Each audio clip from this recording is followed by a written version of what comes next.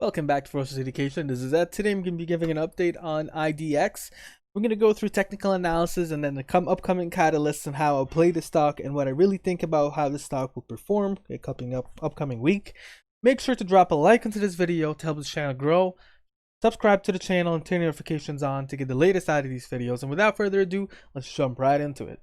So MACD here has confirmed the reversal on the 31st, and that did see a really nice jump over there. And then ever since then, it's been a little bit of a sloppy up decline towards the MACD, which is still good. Not as strong movements as I would love to have it. The ADX is at 25.38. That signals a very high potential of a trend forming in. That as well as good news here. Willing percent R is a little bit of a bad news. The stock is increasingly overbought, although understandable, so we need to look into the 1 hour perspective. A stock can still stay on the overbought for quite a bit and still see a run. Momentum here, nothing significant in volume, has been a little bit of stagnant there, very close around 10 million. Looking into before doing that, let's look into the averages, and we get to see 10 SMA is above 30 EMA after a while. That is bullish. The averages now look bullish after it has been bearish for all the way until the 5th. Moving on towards the 1 hour perspective, what we get to see here is that the MACD is curving up towards Monday. William percent R is increasingly insanely overbought, although I do expect perhaps a little bit slight dip that might fix it, and could be something very similar to this, where it just still jumps back. That is expected. We get to see an ADX that is a little bit more signaling a sloppy movement and a momentum that is a little bit choppy, but the MACD looks like it might be actually bullish there. Averages look a little bit rough. Nothing it tells us there other than it is bullish with a bit of a warning hint. Moving on towards moving average, the stock is above the moving average bands. You get to see the top of the band is 154, the bottom is 125. And let's try to look into Fibonacci retracements and finding supports and resistances. First on the 1 hour intervals. So we get to see a current support for the stock. Traditional is sitting at 166, and then right below that is 165. Right below that, 164, 163, 162, and then we're seeing 161 on the Fibonacci support, 160, and then 159, 158. It's almost going 1 cent down per. And then we're going 156, 155, and then 153.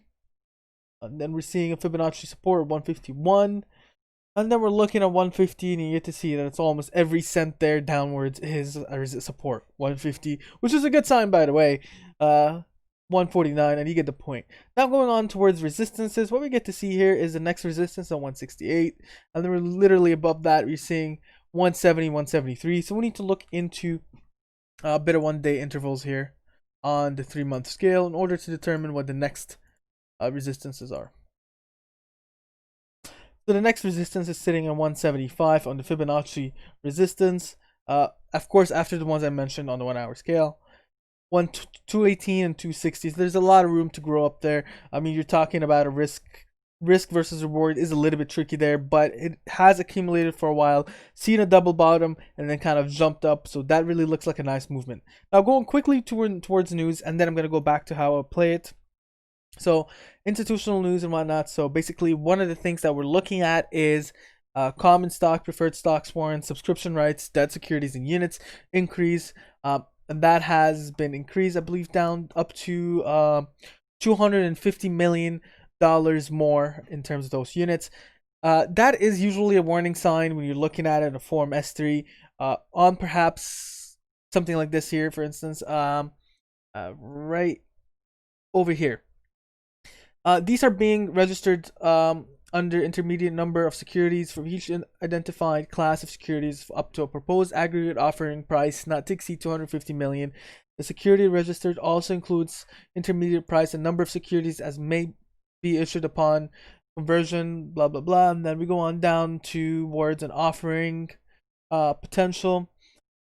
Our common stock listed on Nasdaq Capital Market under IDEX on July 15th, the closing price of 130. As of the date of this blah blah blah, we may offer by prospectus as listed in the National Securities Exchange.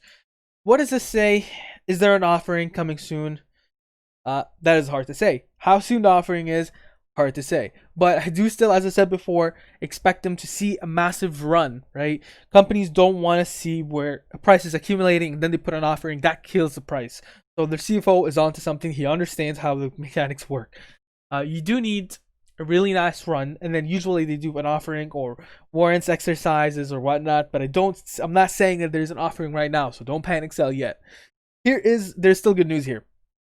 Even though with institutional buyers, and you get to see that there has been a bit of mixed news. On the 3rd, we have 10,000 shares bought for August. I'm only covering August right now. And then 4 companies liquidated their entire position in IDEX. You get to see one, although more of 4 times their position. I'm not sure what the average price there is, 1,675. It could be from an insane while ago where they did reverse splits and whatnot, but I really doubt it. So not sure exactly what's going on there. It could be 1.675, not 1,675. They increased their shares up to almost 112,000. So they're a big fish. They're sitting there on the 6th. So that's not a long time ago. And this company has bought only 200 shares. So a very small position, but this one is the one that gets me there the most. So what I want to look at is how big of a fish is this? Is it more off a stock that has multiple positions? They have an insane position there. We're looking at million, billions, trillions. They're managing around $56 trillion. Am I reading this right? Yeah, I haven't seen this massive amount before. $56.7 trillion that they're working on. Massive position in here. Even if they bought it around 1,000 per share, they still afford that kind of loss. But they're holding in massive companies. And it looks like here from reporting form, the latest ones we're seeing is all the way to, okay, so this is not updated on times, but they're a massive fish and they believe in this company. So might tell you something, right? Even though there's sellings out of the company. Now, how would I play this stock? And that's very important. Their earnings are coming in around on the 11th on the aftermarket for Q2. And so the 11th is on Tuesday. I do expect usually Monday, Tuesday, the market sees a little bit of green there. Their estimated revenue is around $378,000, a bit of an increase from what we had in the March, well, quite a bit. And you get to see their EPS is negative 0.08. Now, there has been a negative surprises before. So whether this hits earnings or whatnot, I'm not going to consider it. I really don't care about whether it hits earnings or not. I really honestly think that they will miss because, for one thing, their operations and business model has changed completely, and that costs money. So that is my opinion. Completely different than what your opinion could be. That's totally fine. But how would I play it, right? How would I want to get some money out of it? I want to enter the stocks really close to where the support is. So just going back quickly here.